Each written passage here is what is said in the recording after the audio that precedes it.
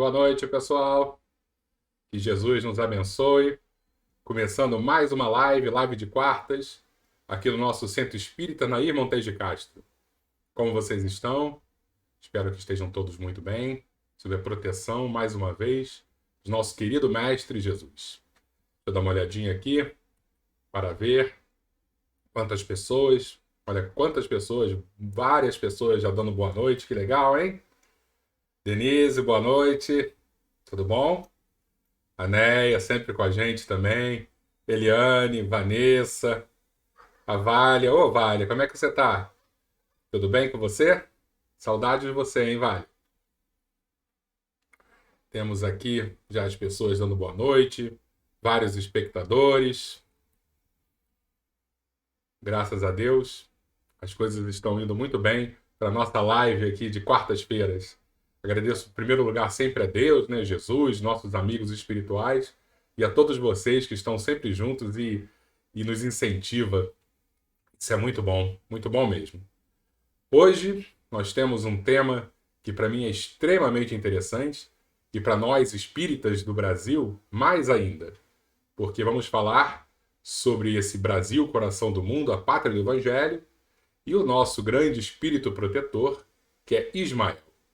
E recebi um pedido para convidar essa grande amiga de muito tempo, minha amiga Ângela, e eu já vou apresentá-la aqui para todos nós. Olá, Ângela, como é que você está? Boa noite. Tudo bem?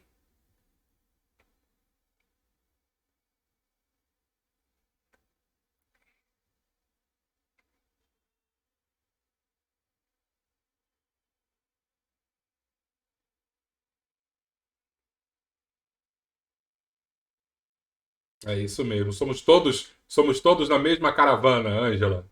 E é isso que importa, né? E hoje, já que estamos falando de caravana, eu acho que caravana tem um pouquinho a ver com o tema dessa noite, não tem? Vamos falar sobre Ismael, né? Exa exatamente. E pelo que eu estava dando uma lidinha aqui, essa nossa história começa muitos e muitos milênios atrás, né? Tem o quê? São 4.000 anos atrás, mais ou menos? Isso, 2 antes de Cristo, né? Então, daqui da gente são 4.000, né?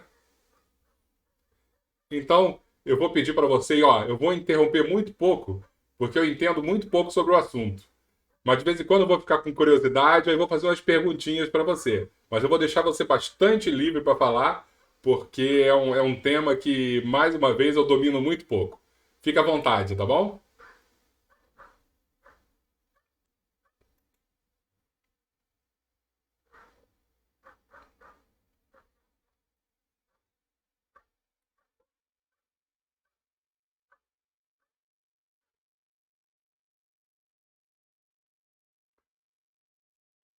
Ô, Ângela, deixa eu só um minutinho, porque eu acho que você está sem som. Eu vou tentar melhorar aqui, só para ver o que está acontecendo. Deixa eu ver aqui. Eu acho que o pessoal está acompanhando e já deve ter percebido que eu intervi justamente por isso. Deixa eu achar aqui onde está você. Vamos ver, propriedades de áudios. Porque Aqui no meu. não, o seu tá chegando, não tá chegando, é para eles aqui na live. Então deixa eu tentar descobrir como é que a gente resolve isso. Pam, pam, deve ser aqui. Fala aí. Boa noite. Isso, acho que agora o pessoal tá ouvindo. Deixa eu fazer uma pergunta pro pessoal. E aí, vocês estão ouvindo agora? Eu acho que Boa sim, noite, né? amigos. Pode falar, Ângela, que agora o pessoal tá ouvindo Ok. sim. Reintegrou-se. Bem, então, meus queridos irmãos, então, depois desse agradecimento à espiritualidade, eu vou ser franca para vocês que eu sempre tive uma curiosidade de saber, pelo menos uma encarnação de Ismael na Terra. E aí eu encontrei essa informação no livro Crônicas de Além Túmulo, do espírito Humberto de Campos, que ele faz umas entrevistas a determinados espíritos desencarnados. É um livro antigo, mas então ele num diálogo, né, espiritual com o apóstolo Pedro. Pedro estava visitando Belo Horizonte num congresso, um determinado congresso eucarístico que se realizava em Belo Horizonte, e Humberto de Campos entrevista ele. E ele, então, faz uma referência a Pedro Apóstolo, que Ismael era filho de Abraão com a escrava Agar. Então, vamos dizer assim, eu fiquei satisfeita quando eu matei assim, a minha curiosidade de saber, porque foi por uma fonte espiritual. A fonte Humberto de Campos, a fonte Pedro Apóstolo, porque a história de Ismael está na Bíblia, mas o link, o espírito protetor do Brasil com aquela figura da Bíblia foi feito justamente nesse livro, Crônicas de Além-Túmulo, capítulo 20, por uma informação de Pedro Apóstolo. Isso, né, Ângela? Porque a gente não sabia, né? A gente sabia que existia um Ismael bíblico e sabia, através do mesmo Humberto de Campos, que existia o espírito protetor brasileiro, que era o Ismael. Mas a gente não sabia se era o mesmo espírito, né? Pois é, essa sempre foi a minha curiosidade. Então, o segredo é a curiosidade vai ser satisfeita. Livro, Crônicas de Além-Túmulo, capítulo 20. Isso é uma informação de Pedro a Humberto de Campos. Então, eu achei isso assim fantástico, esse link, né? Bom, e então, a gente aprende lá, né? E aí vem confirmando na Bíblia. Só que, por enquanto, eu vou fazer aqui, vou usar que há uma mudança de nome. Então, eu vou dizer o seguinte: no início, o nome era Abrão. E o nome da mãe de Ismael não mudou. Ela era uma escrava de nome Agar. Mas o pai era Abrão nessa época. Isso a gente vai entender com o correr aqui do nosso papo. Bem, então, Abrão era um homem que viveu assim há 2.000 anos, quer dizer, 2.000 anos antes de Cristo, portanto, há 4.000 anos, era um bom homem e tinha uma ligação muito grande com a espiritualidade. E naquela época, e aí a gente vê a misericórdia divina, né?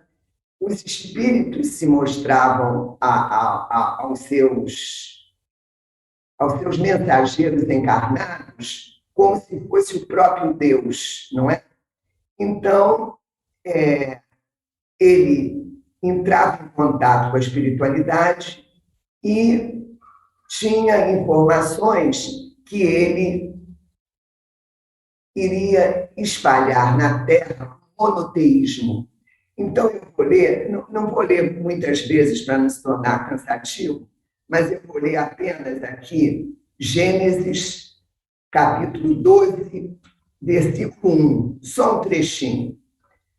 Então, o espírito que se dizia Yahvé, que seria para ele o próprio Deus, diz assim para Abraão: sai da tua terra, da tua parentela, e vai para a terra que te mostrarei.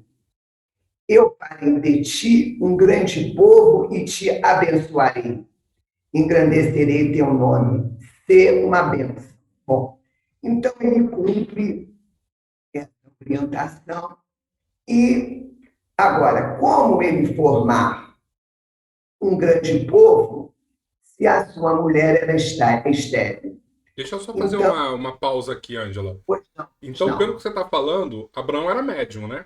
Porque ele sem tinha esse dúvida. contato com Deus, que ele achava era Deus, e você já está antecipando para a gente que não seria Deus diretamente, né? Mas provavelmente um Sim, espírito muito evoluído, e aí se confundia com exatamente. alguma figura divina, né? Mas então ele, Abrão era, no caso, Abrão era médium, né? É, é. Daqui a pouco o nome dele vai mudar, mas por enquanto, para a gente ir na linha do tempo, né, ele se chamava Abraão. E deixa eu fazer uma outra Então, pausa também, desculpa, André, não, não, só para localizar aqui geograficamente. Ele ficava ali no sul da Mesopotâmia, né? Onde hoje é o Iraque, numa cidade chamada Ur, exatamente. né? E aí Exatamente. ele sai dali e vai procurar a tal da Terra Prometida.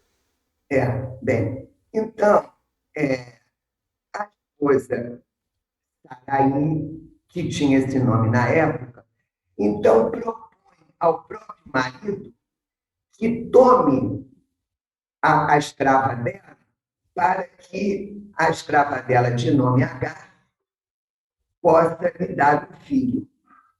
E isso realmente acontece. E aí, vocês me permitam, é um pouquinho cansativo, mas é para ser fiel ao texto. Então, quando ela está grávida, ela se aborrece um pouco com Saraí e sai de casa, mas Yahvé diz para ela, para Agar, volta para a tua senhora e seja submissa a ela. Eu multiplicarei grandemente a tua descendência, de tal modo que não se poderá contar. Estás grávida e darás luz a um filho, e tu lhe darás o nome de Ismael. Bom, então, aí o nosso personagem central foi concebido. Mas o que eu quero chamar a atenção? Que a espiritualidade diz para que o filho terá uma grande descendência. Bom, e aí o tempo passa e o que acontece? A relação ou melhor, o tempo passa até que um dia Sara fica grávida. E quando ela fica grávida, aí é que passa a mudança do nome. Então, em Gênesis 17, 16, é dito que ela está grávida e que dela, Gênesis 17, 16, que dela sairá povos e nações e que o filho que ela está esperando se chamará Isaac. E aí é dito também que Abraão terá que trocar de nome, então de Abrão ele passa a se chamar Abraão.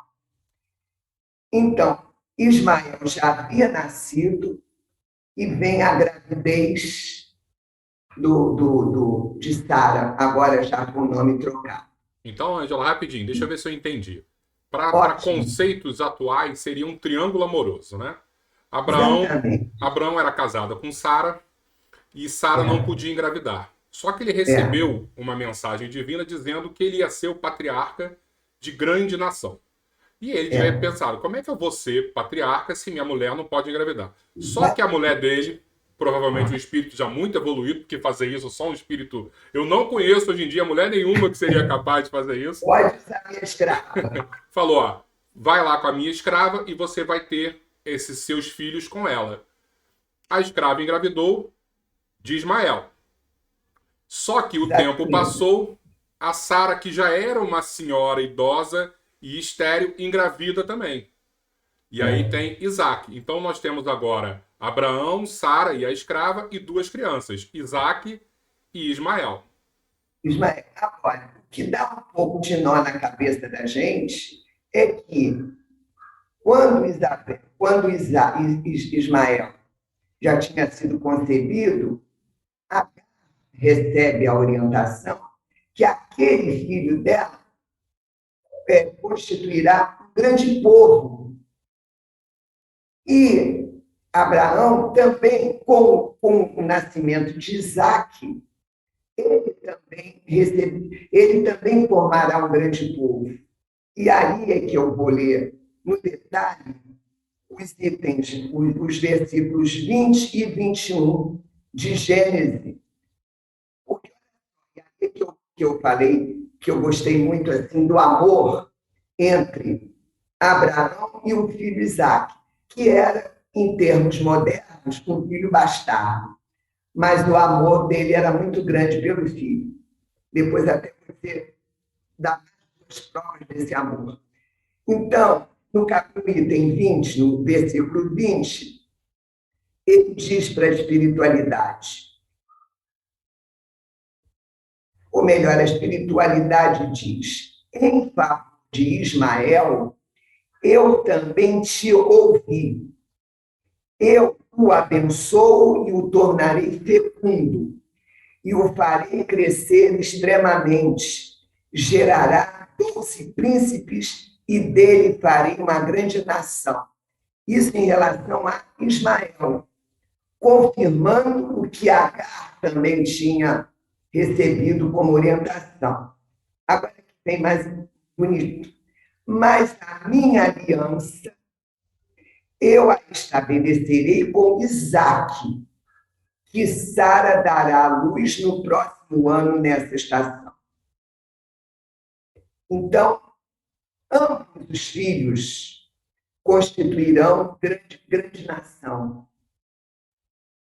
Então, essa questão, e aí eu não sei, eu interpreto assim, como, mesmo para uma moral de 4.000 anos atrás, que eu não tenho cultura para avaliar as questões morais de 4.000 anos atrás, mas eu acredito que elas fossem diferentes das de hoje. Mas para a espiritualidade, isso não teve peso nenhum. Né? O filho fora do casamento não é menos amado por Deus do que aquele que está dentro dos padrões. E o que é interessante, Ângela, dentro disso tudo, se a gente voltar um pouquinho no tempo, a gente vai ver Noé tendo 3 filhos. Um dos filhos de Noé é o tal do Sem. E Abraão vem dessa linha do Sem. Por isso que essa linha de Abraão, tanto de Isaac quanto Ismael, é uma linha semítica. Então, hoje em dia, quando a gente vê assim, judeu brigando contra palestino, por exemplo, não faz sentido nenhum. Né? Porque historicamente eles têm a mesma origem, né? Eles têm uma linha semítica. Né? Mas o ser humano é complicado, né? E a gente acaba tendo guerra com todo mundo, né? Pois é, quer dizer, Ismael vai compor o povo árabe, o muçulmano, Isaac com seu filho Jacó, que Jacó tem 12 filhos, né? Jacó, que é neto de Abraão. Então, eles formam o povo judeu, né? O povo judeu, né? Ambos, bom, então, os meninos crescem juntos até um certo período, não é? Por exemplo, naquele episódio muito significativo que Abraão está prestes a sacrificar a vida de Isaac, neste episódio, Ismael estava ali presente com o pai. Quer dizer, eles eram amigos, né? No sepultamento de Abraão, Isaac também está presente. Quer dizer, ele foi um filho que se ausentou de casa por sugestão de Sara, mas os laços afetivos permanecem entre os dois. E aí eu também aprendi que tanto a Bíblia quanto o Corão Sagrado dos muçulmanos afirmam o bom relacionamento entre Abraão e Ismael. Né? Então, esse Ismael, que foi esse filho que foi rejeitado e cumpre a sua, a sua encarnação na Terra, sabe-se lá por quê, mas, de qualquer maneira, levou para o povo que ele foi construir mais tarde a crença monoteísta. Então, de Abraão, se a gente quisesse assim, falar sobre as religiões, saíram 3 ramos monoteístas. O primeiro ramo, o próprio ramo judeu, que estava bem ligado a Abraão. O ramo muçulmano, que indiretamente saiu de Abraão, porque saiu de Ismael, e do judaísmo, então, virá o cristianismo. Então, são os 3 ramos de religiões que acreditam num só Deus, porque as religiões védicas, aí já são outros valores, não é? O modo que eles encaram a própria divindade é muito diferente, mas, então, graças a Abraão, nós temos essa formação. E aí, um comentário, não é? Como Deus vai trabalhando as suas questões, e esse planejamento que o Pai faz com milhares de anos de antecedência, não é? Ele dá certo. Porque se nós imaginarmos que Jesus, há 4,5 bilhões de anos, presidiu a formação geológica do planeta Terra e todas as outras formações, as formações biológicas e depois a vinda dos espíritos, e tudo dá certo depois de bilhões de anos. A vida da Terra superorganizada, nós espíritos humanos, aqui vivendo, aqui progredindo, atrapalhando às vezes, mas colaborando depois. Então, eu acho que assim, a grande lição que nós temos, eu gostaria de saber a sua opinião também, é que quando as coisas estão nesse processo de transformação, parece que nós estamos debaixo do caos. Mas depois que o tempo passa, as coisas vão para o lugar, porque o planejamento de Deus é perfeito. Fale um pouquinho disso. Concordo. E quando você diz isso, Ângela, que é muito impactante para mim também, né? Você pega Jesus e o Espiritismo acredita que Jesus foi o responsável pela formação do nosso planeta. E aí, quando você vê o trabalho que deu, né, a dificuldade de chegar até a formação, por exemplo, de um ser inteligente como o Homo sapiens, são muitos bilhões de anos. E aí, o respeito que esses grandes espíritos têm com o nosso livre-arbítrio. Porque, imagina, você faz um planeta lindo desse, como você disse, com ordem, com beleza. E aí, às vezes, chega um ser humano e começa a pensar em destruí-lo. Qualquer ser minimamente com um pensamento desequilibrado ia falar assim, ó, vamos acabar com esse vírus aqui que esse vírus está trazendo. E eles não. Eles respeitam o nosso livre-arbítrio e sempre investem mais ainda em educação e convencimento através do amor e do perdão. Então é um pacote que vai demorar para dar certo, mas é um pacote muito bonito. Então, eu acho que a lição que eu tenho agora, pela situação que nós estamos vivendo, e até conclusões que eu tirei desse estudo, muito simples que eu fiz, é que a nossa confiança em Deus nos ajuda a passar pelas fases de turbulência. Deus sabe de tudo. A turbulência é passageira. Ela dói, mais a gente, com mais fé, com mais confiança em Deus, nós passamos com mais serenidade e ainda podemos dar a mão àquele que está mais desconcertado do que nós próprios, né?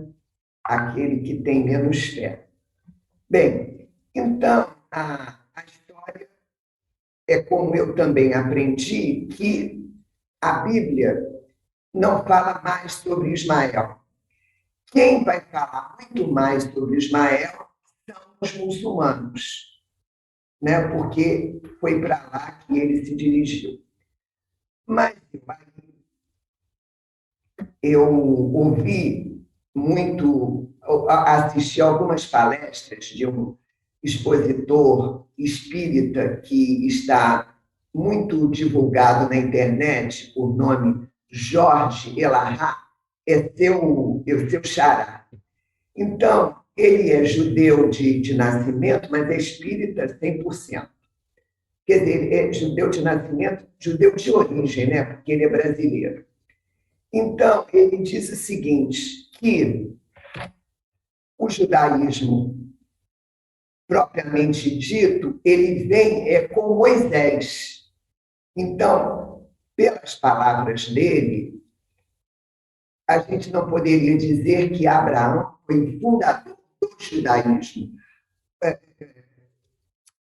Abraão foi o patrono do monoteísmo, porque o judaísmo estruturado, ele foi estruturado por Moisés e pelos profetas que viriam depois, dando muitas orientações, não é? Se comunicando muito com os homens, falando sobre a vida espiritual, como Deus se relaciona com os homens. Então, isso é apenas um detalhe que, no dizer de Jorge Elahá, Moisés é que foi o patrono, o fundador, né? fundador do judaísmo, mas Abraão apenas do monoteísmo. Porque, pelos cálculos que eu fiz, Moisés teria vindo, não sei, uns 1.000 anos depois de 1.700 anos depois de Abraão. Não foi tanto tempo assim, não. Bom, mas olha aqui o que eu aprendi, que eu achei maravilhoso. Então os profetas vieram, já no judaísmo os profetas vieram. E durante 400 anos, antes da chegada de Jesus, os profetas se calaram. Então, o judeu ficou, como Jorge Elahá falou, sob as orientações dos rabinos, não é? Então, por exemplo, a gente, assim, Chico Xavier deixou de escrever, né? A gente, de certa forma, ficou sem pai nem mãe, né? A mesma coisa aconteceu com o povo judeu. Porém, então, isso 400 anos antes de Jesus. Porém, 200 anos antes de Jesus, nessa janela de 400 anos, nasceu um rabino de nome Eliú. Eliú. E ele era apaixonado pela vivência do amor. E está escrito em Levítico, eu passei aqui para o meu roteiro, Levítico 19, 17 e 18, porque nós achamos que o judaísmo não falava sobre o amor, né? Às vezes a gente até diz, não, que era a lei do olho por olho, dente por dente, mas olha só o que fala Levítico 19, 17 e 18. Moisés diz, não terás no teu coração ódio pelo teu irmão. Não te vingarás e não guardarás rancor contra os filhos do teu povo. Amarás o teu próximo como a ti mesmo. Então, essa questão do amor ao próximo, está lá em Moisés. E essa frase foi dita por Yahvé. Basta consultar Levítico 19, 17 e 18. Então, esse rabino Eliú era um homem extremamente bondoso, um rabino super bem conceituado como pessoa de amor, líder de amor, também pelos muçulmanos. Vamos guardar essa informação. Bem, então, o tempo passa, não é? Vem o cristianismo, eu estou contando o tempo, vem nós, como criaturas humanas, espíritos encarnados, fazemos um mau uso dos ensinos de Jesus, chegamos na Idade Média, não é? E a Terra está muito distante de Jesus.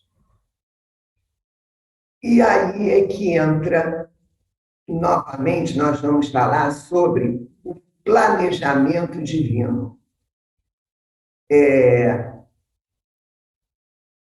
Pela ótica de Jesus, que é o nosso governador, haveria de ter uma transformação na Terra, já que a fonte do cristianismo, que estava na Europa, muito bem que ela tenha vindo da Palestina através de Jesus, mas na Idade Média ela estava na Europa, uma vez que o cristianismo propriamente dito não estava mais lá na Palestina, uma vez que eles, nossos irmãos judeus, não aceitaram as lições de Jesus. Bem, e aí, o que acontece?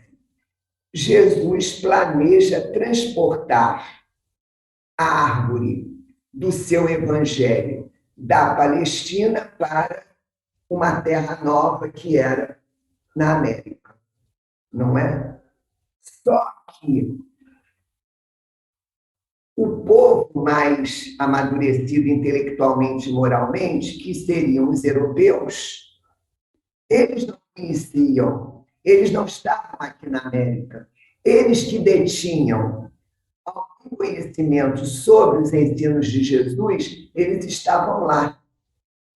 E a árvore, Jesus optou pela árvore do cristianismo, a árvore do seu evangelho, melhor dizendo, ser transplantada numa terra nova, uma terra onde não houvesse aquela ambiência espiritual de muito sofrimento, de muito ódio que estava na Europa, lá no final da Idade Média, 1400 e pouco.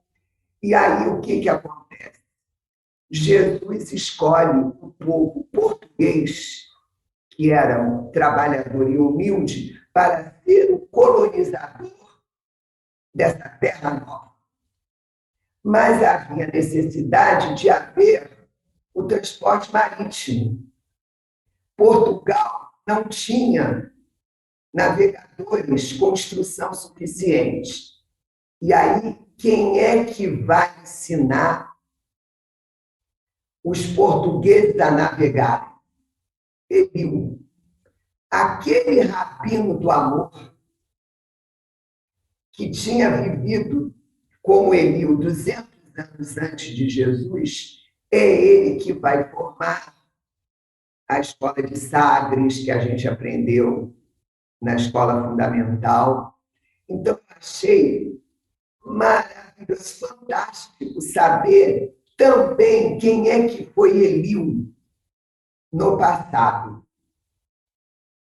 Né? Foi aquele rabino que foi um expoente de amor naqueles anos, naquele período, melhor dizendo, de 200 anos antes de Jesus.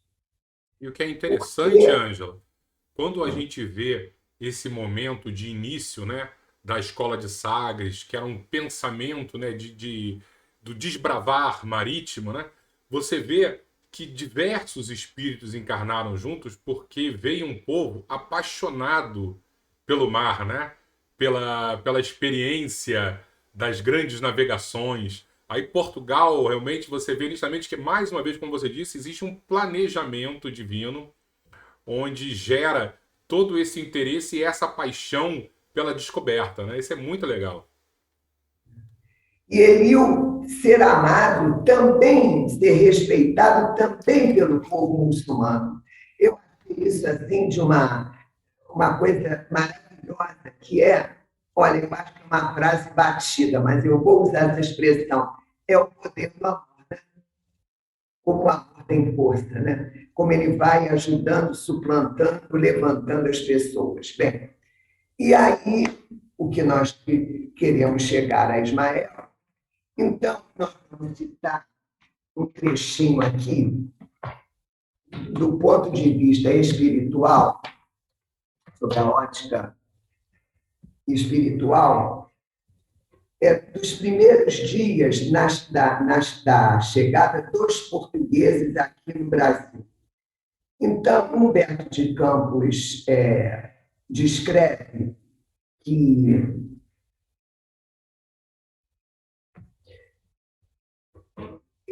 Humberto de Campos descreve no livro Coração do Brasil, Coração do Mundo, Pátria do Evangelho, uma cena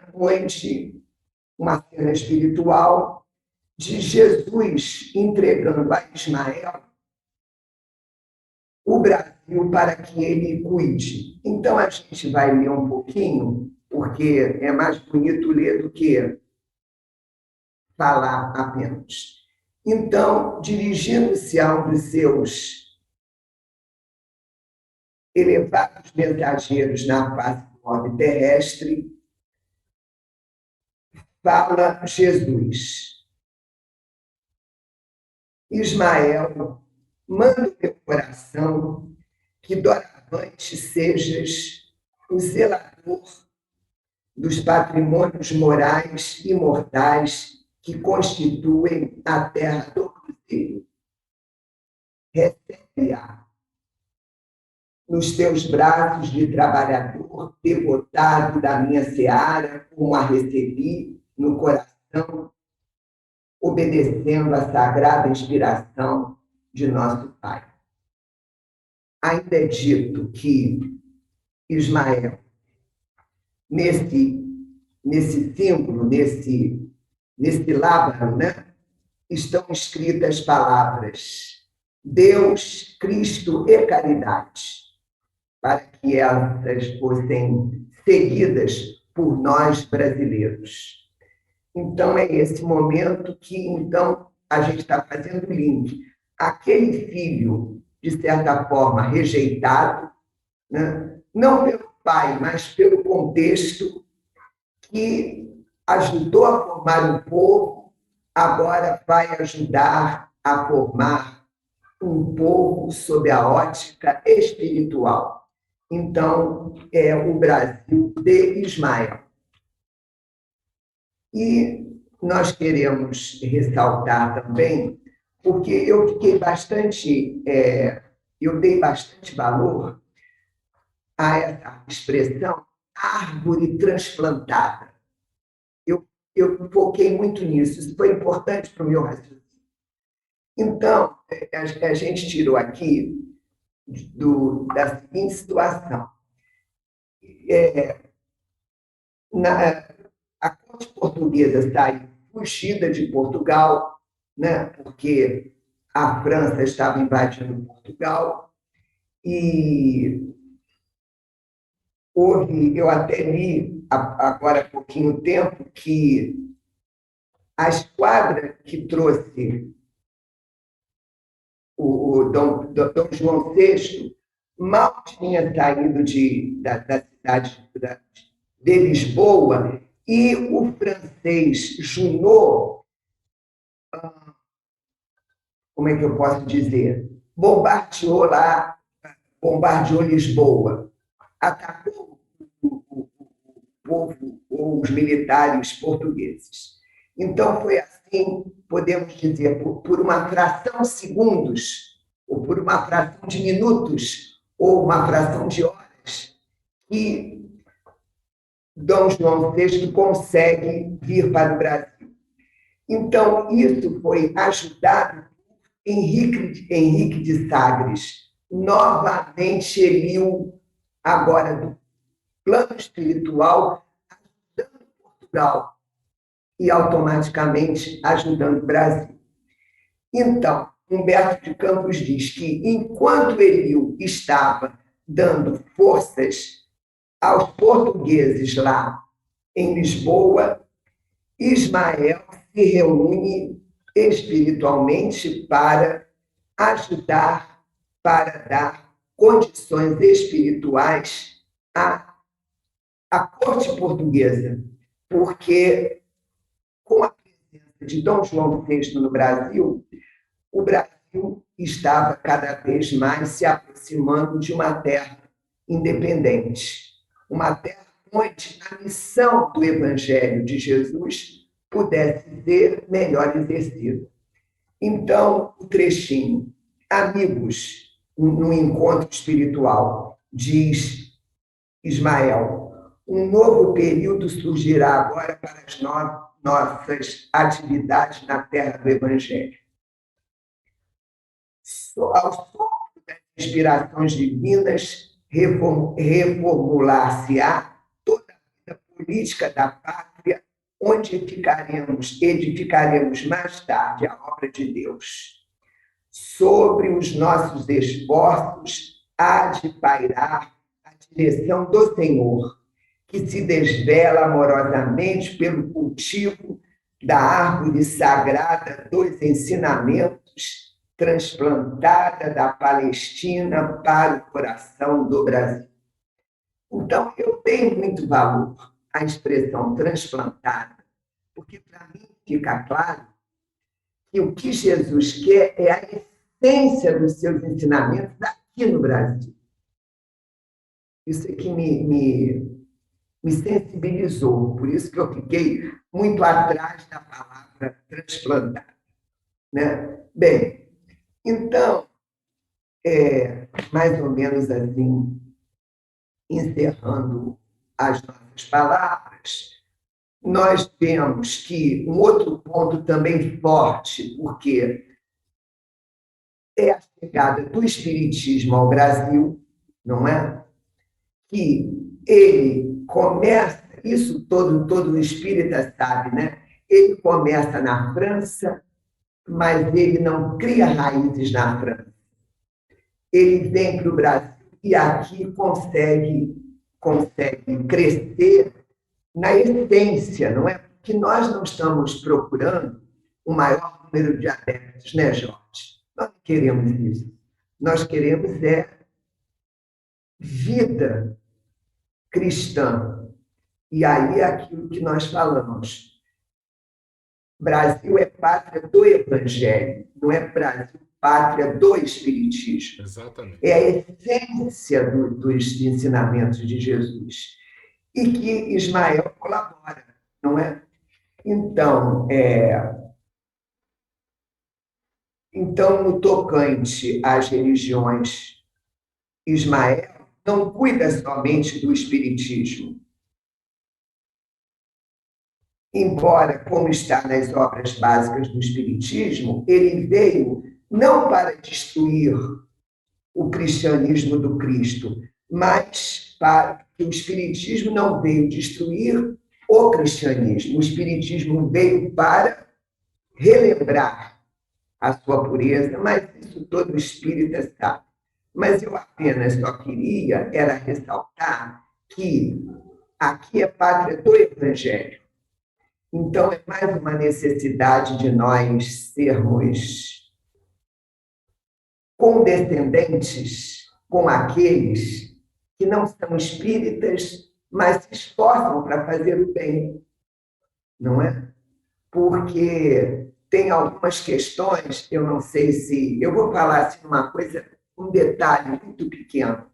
Por exemplo, Às vezes nós temos nossos irmãos de outras religiões que dizem assim, não, você agia mal porque você estava sob o poder dos demônios. É aquela religião que bota medo. Mas será que para aquele nosso irmão não é aquela religião que vai fazer com que ele saia do erro? E se todos nós temos os nossos motivos de medo também, que eu tenho medo de umbral, eu tenho medo de obsessor, eu boto culpa no meu obsessor. Quando a gente aperta, Ângela, somos todos iguais. Por isso que você falou muito bem que nós temos que ser tolerantes com aqueles que pensam diferente. Porque não existe uma bandeira, a bandeira do espiritismo, a bandeira do islamismo, existe a bandeira da caridade. E é isso que, se a gente conseguir entender que todos nós somos irmãos, o mundo vai ficar muito melhor. Então, aquela bandeira, né, que Jesus entrega a Ismael, simbolicamente, naquele encontro, segundo Humberto de Campos, no momento dos primeiros portugueses no Brasil, em que Jesus, assim, vamos talvez oficialmente entregue a Ismael o Brasil como zelador do nosso Brasil, não é? Então, realmente, Deus, Cristo e caridade é fundamental, né? E eu volto a dizer, o que me encantou é que Ismael, hoje, eu acho que ele tem um povo, foi predito que ele seria líder de um povo. Ele pode ter sido líder do povo encarnado nas terras que hoje estão, onde o islamismo vigora, mas hoje ele tem um povo desencarnado e encarnado, né? Que é o povo brasileiro. Então, realmente, aquilo que foi dito há 4.000 anos atrás foi válido. E se Ele concretizou. é realmente um líder, né? Bem, então, para terminar, então eu vou ler um trechinho assim, como Humberto de Campos termina o seu livro assim: que as falanges de Ismael possam, aliadas a quantos se desvelam pela sua obra divina, reunir o material disperso que a pátria do Evangelho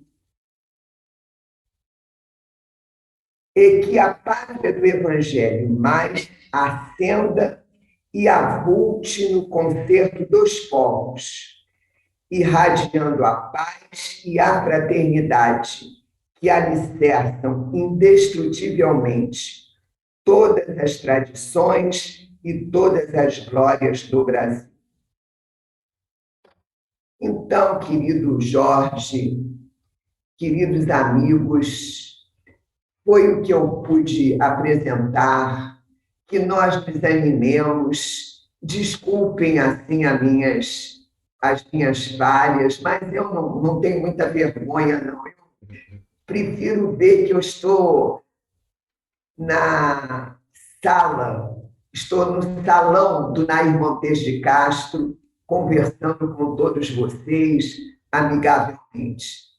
Aquilo que eu não pude explicar melhor, eu vou sair pela tangente. Pesquisem. Isso. Pesquisem É o que isso eu não mesmo. pude explicar melhor. Mas a minha intenção foi falar mais assim do ponto de vista afetivo, do amor de Deus, da organização divina, e que possamos sempre compreender o nosso próximo acima de qualquer rótulo religioso, porque a terra já está bem madurinha para a gente não ter mais qualquer tipo de preconceito. Nenhum. E especialmente o preconceito religioso. Ângela, Muito obrigada. Um grande beijão para vocês todos. eu só tenho que agradecer também. Eu vou fazer mais um pedido, se você pode encerrar para a gente com uma oração. Pois não, pois não. Muito obrigado, tá, Ângela? Obrigada a todos vocês. Deus, nosso Pai, Jesus, nosso Mestre, orientadores espirituais, bons espíritos que nos amam tanto que nós nem podemos avaliar. Que possamos, Senhor Jesus, nos sensibilizar sempre pelo amor ao próximo, pelo bom relacionamento com o nosso próximo, principalmente, Senhor Jesus, quando aquele próximo não nos entendem muito e que nós temos uma certa dificuldade em nos relacionar com eles. Mas, com esses encontros espirituais, com esses estudos, que nós possamos ir aprendendo paulatinamente. E aí, nós recordamos de uma frase que está no livro Boa Nova, que Jesus dizia, e disse, melhor falando, que a vontade, que o alimento dele era fazer a vontade de Deus. E aí, Senhor Jesus, nós queremos seguir por este caminho, que a nossa alimentação espiritual seja fazer a vontade de Deus, nosso Pai. E para isso sabemos que precisamos nos sensibilizar pela fraternidade, pelo amor ao nosso próximo. Luzes e bênçãos à casa de Nair e Pedro, Centro Espírita Nair Montes de Castro, que aquela casa possa continuar a ser um celeiro de bênçãos para todos nós, porque todos nós, se não somos carentes da matéria, durante muito tempo ainda seremos carentes das questões morais e espirituais. Louvado seja o seu nome, Senhor Jesus. Louvado seja o seu nome, Deus nosso Pai. E obrigado a Ismael e aos demais espíritos que ajudam a esta terra maravilhosa que agora se chama Brasil. Graças a Deus e que assim seja.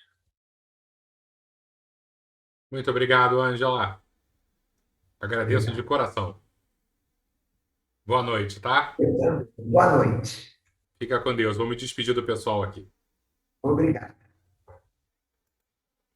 Pessoal, mais uma quarta-feira nós juntos. Agradeço também de coração a todos vocês que estão aqui ao vivo, todos vocês que depois voltam para assistir. É muito bom a gente ter esse espaço. Fiquem com Deus e que a nossa família, nosso querido Centro Espírita Nair Montes de Castro, cresça também em luz, em saúde espiritual, saúde mental. Boa noite a todos e até a próxima quarta, se Deus quiser. Boa noite.